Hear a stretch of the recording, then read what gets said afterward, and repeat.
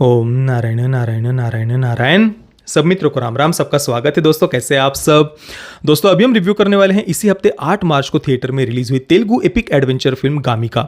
इसके को राइटर और डायरेक्टर है विद्याधर कगिटा, जिनकी ये पहली फिल्म है एज डायरेक्टर। फिल्म कुल मिलाकर 2 घंटे और 28 मिनट की है, मतलब 2.5 घंटे से भी छोटी फिल्म है। और इसमें विश्वक्सेन और चांदनी चौधरी मुख्य भूमिका में है। अधिकतर आपको नए चेहरे ही इसमें दिखाई देंगे। देखिए, बहुत सारी बातें इस फिल्म के बारे में मुझे आप सब मित्रों के साथ में करनी है। और विश्वास करिए, बहुत इंटरेस्टिंग ये डिस्कशन होने वाला है। वीडियो भले ही आपको थोड़ा सा बड़ा लगे, परंतु इसे अंत तक आप अवश्य देखना।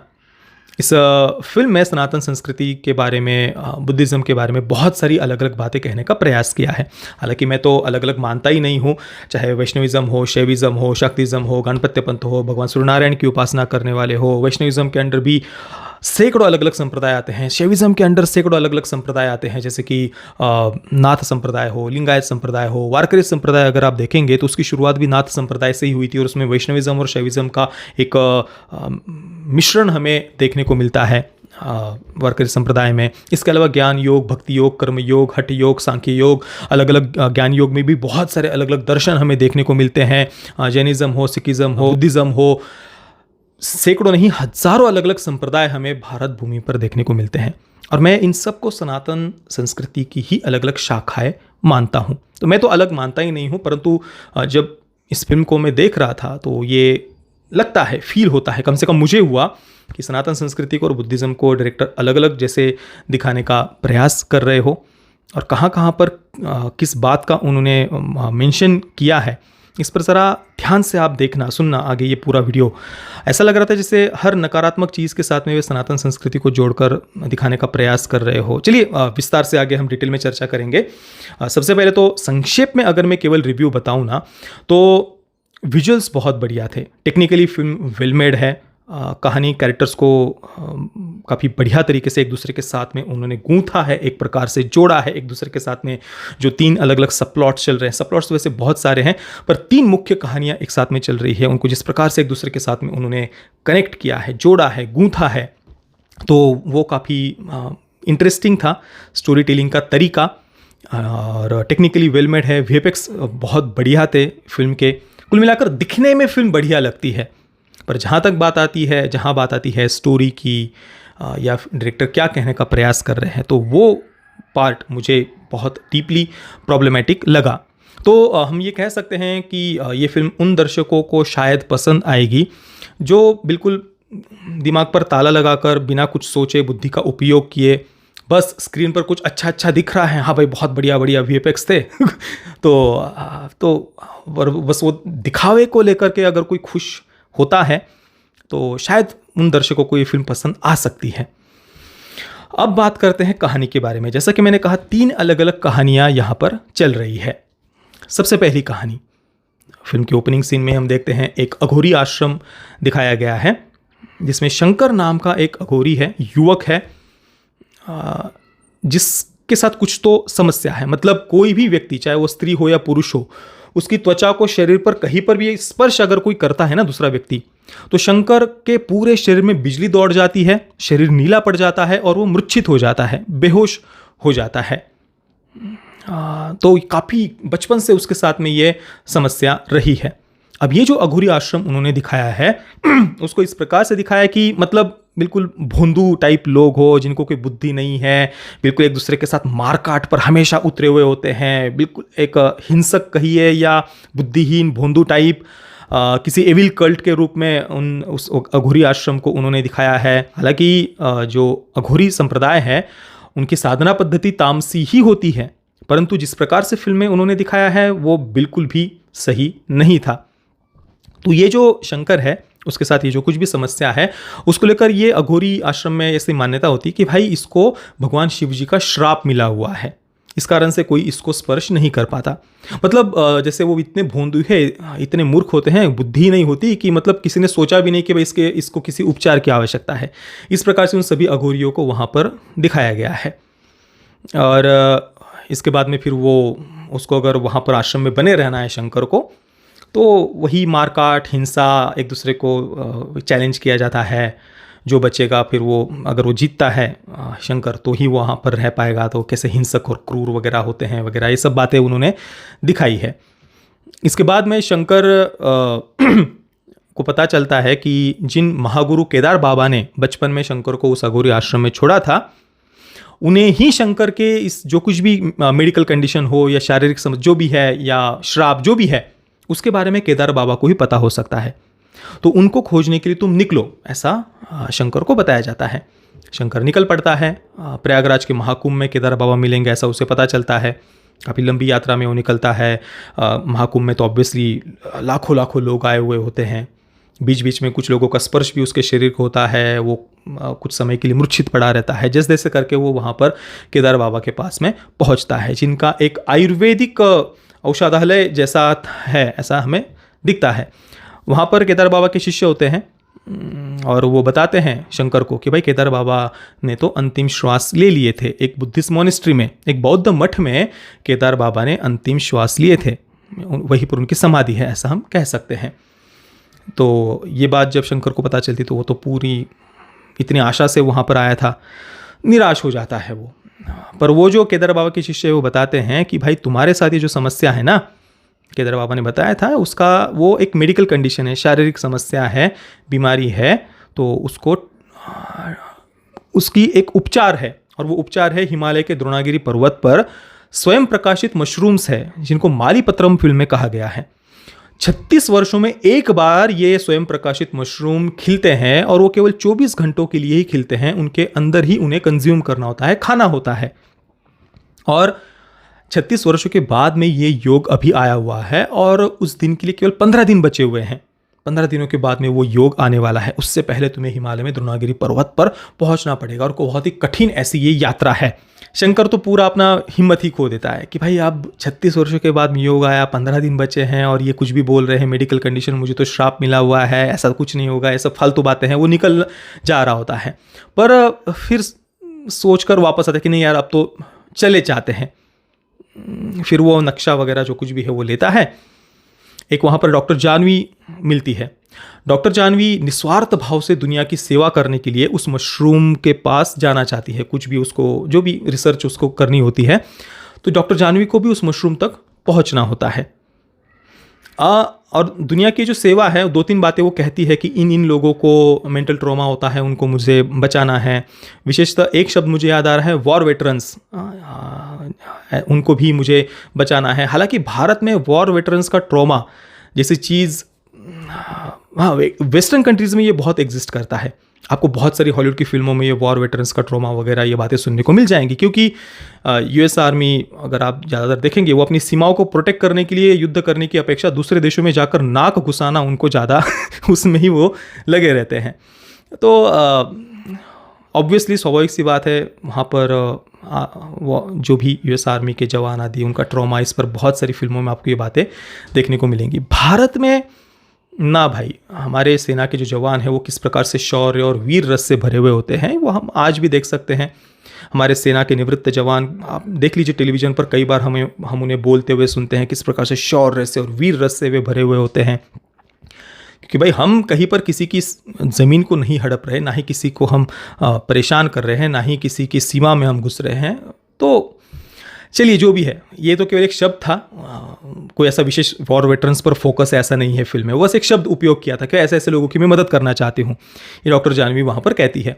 और एक और विशेष बात डॉक्टर जानवी के साथ हमें देखने को मिलती है, उसके साथ में उसके पास में बुद्धिज़्म को लेकर के एक पुस्तक होती है, तो उसमें भी कुछ ऐसी उपचार पद्धतियाँ वगैरह लिखी हुई है, ऐसा पता चलता है। तो केदार बाबा ने भी बौद्ध मठ में अंतिम श्वास लिए थे। डॉक्टर जानवी जो है वो भी उसके पास में भी बुद्धिज़्म की ही एक पुस्तक है, हमें ऐसा देखने को मिलता है।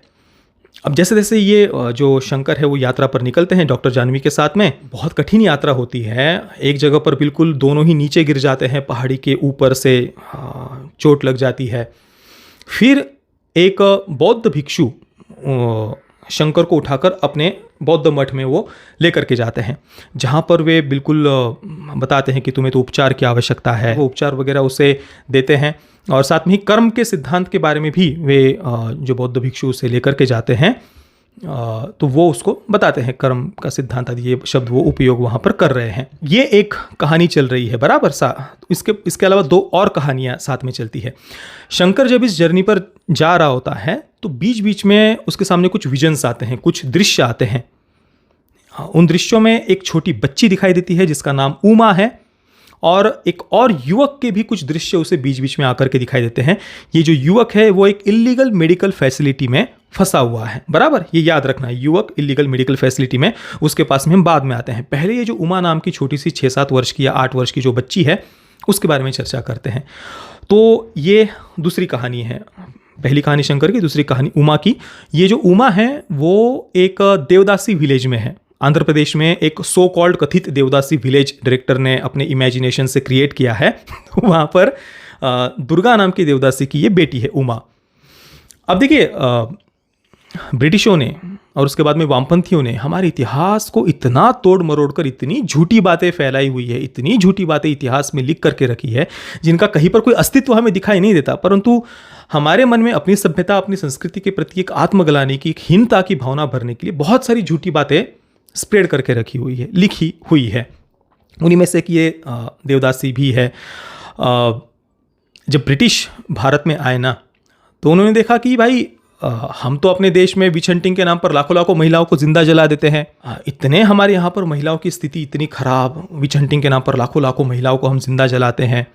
पर भारत में आकर के उन्होंने देखा कि भाई यहाँ पर तो रणभूमि पर कई सारी वीरांगनाओं ने ब्रिटिशों के दांत खट्टे किए, तलवार लेकर भी ब्रिटिशों से लड़ रही है। यहाँ पर इतनी महिलाएं सशक्त कैसे?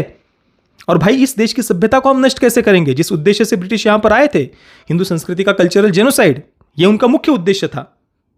लूटना आदि वो दुर्यम उद्देश्य था, मुख्य उद्देश्य उनका हिंदुओं का कल्चरल जेनोसाइड करना था। तो ब्रिटिशों ने देखा कि भाई हमारे यहाँ आने से पहले, भारत भूमि पर आने से पहले, यहाँ पर तो भाई तुर्क भी आ गए, अफगान भी आ गए, मुगल भी आ गए, पुर्तगीज भी आ गए, डच भी आ गए, और इन सब के द्वारा अनगिनत यहाँ पर अत्याचार किए गए। हत्या, लूट, बलात्कार, लाखों मंदिरों को तोड़ा जाना, कितने अत्याचार किए गए इस सभ्यता को नष्ट करने के लिए। पर यह सभ्यता तो नष्ट हुई नहीं।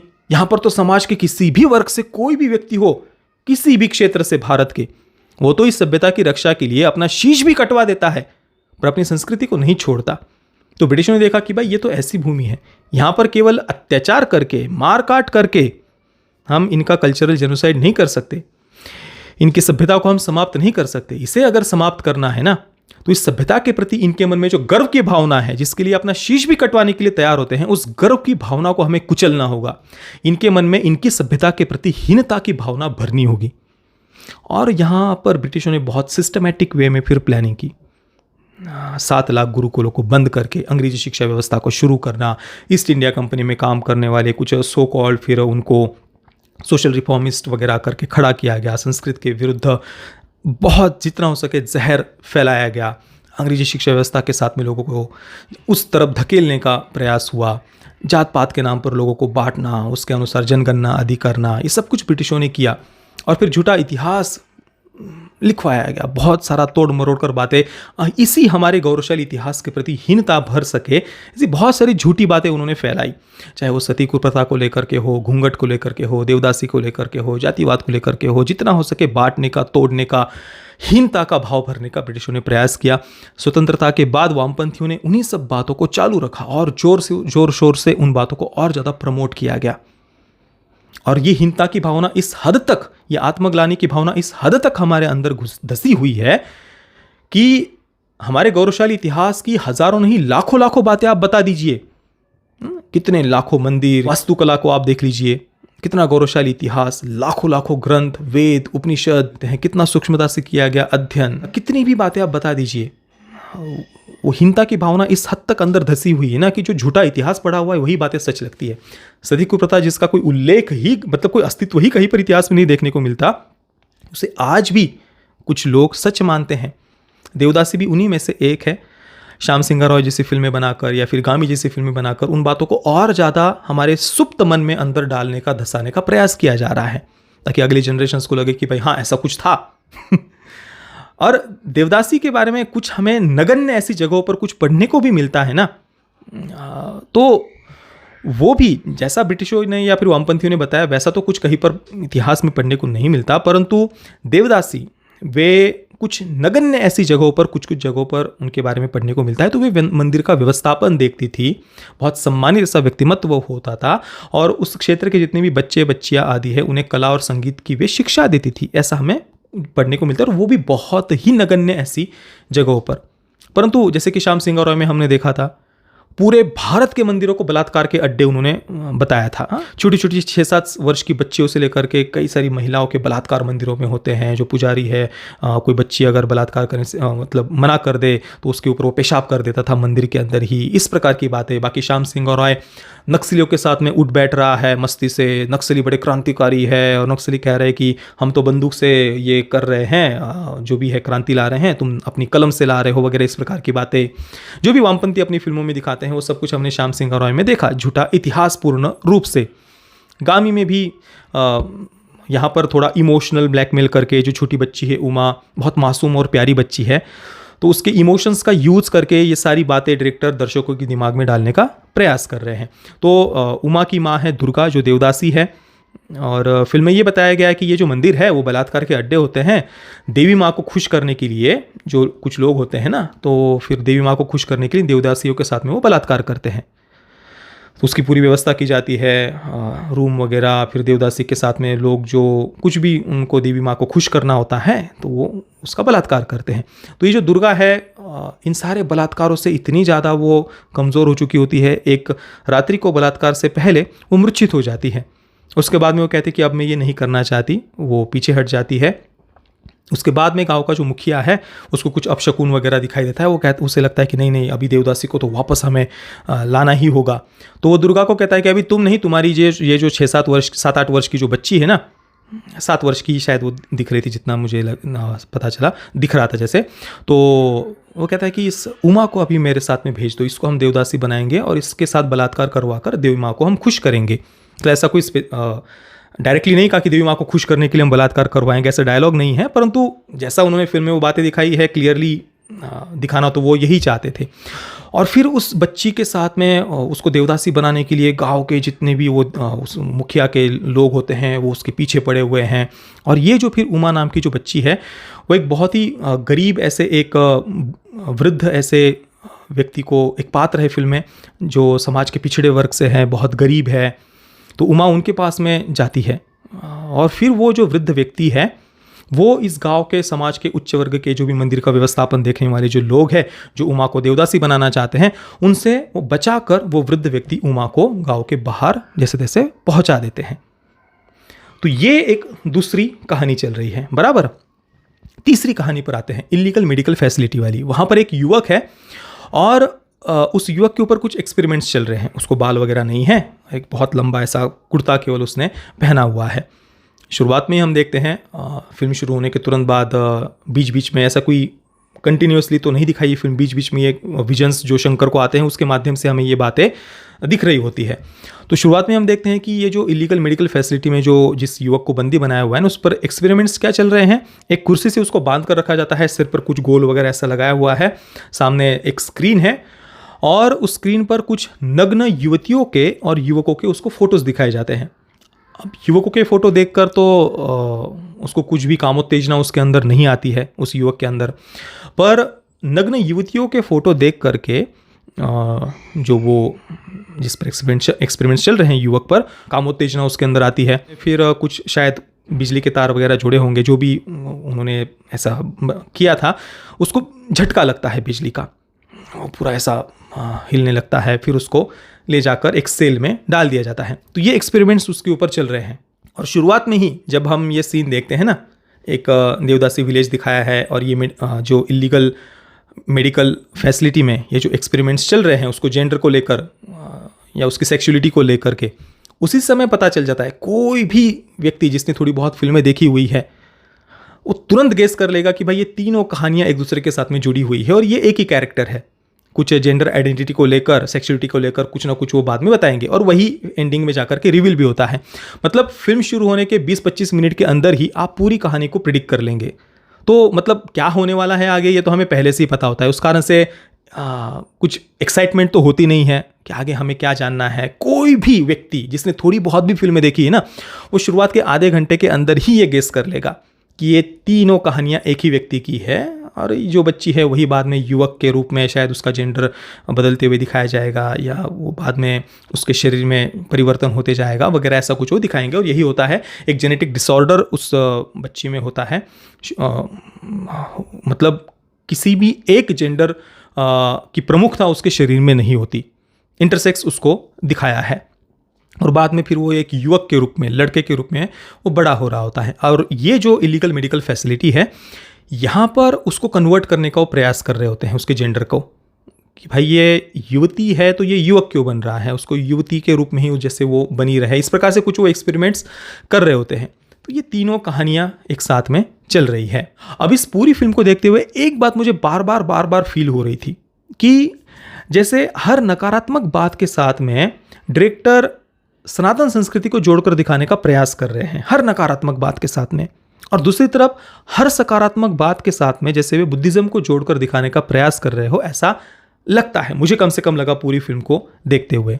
हालांकि मैं तो सनातन संस्कृति और बुद्धिज्म इन्हें अलग मानता ही नहीं हूँ, परंतु डायरेक्टर जिस प्रकार से दिखा रहे थे ना, उन्हें देखकर यही लग रहा था कि जैसे वे सनातन संस्कृति और बुद्धिज्म को अलग दिखाने का प्रयास कर रहे हैं और साथ में ही हर नकारात्मक बात के साथ में वे सनातन संस्कृति को जोड़ रहे हैं और हर सकारात्मक बात के साथ में वे बुद्धिज्म को जैसे जोड़ रहे हो। जैसे कि डॉक्टर जानवी, उसके पास में बुद्धिज्म को लेकर के एक पुस्तक है।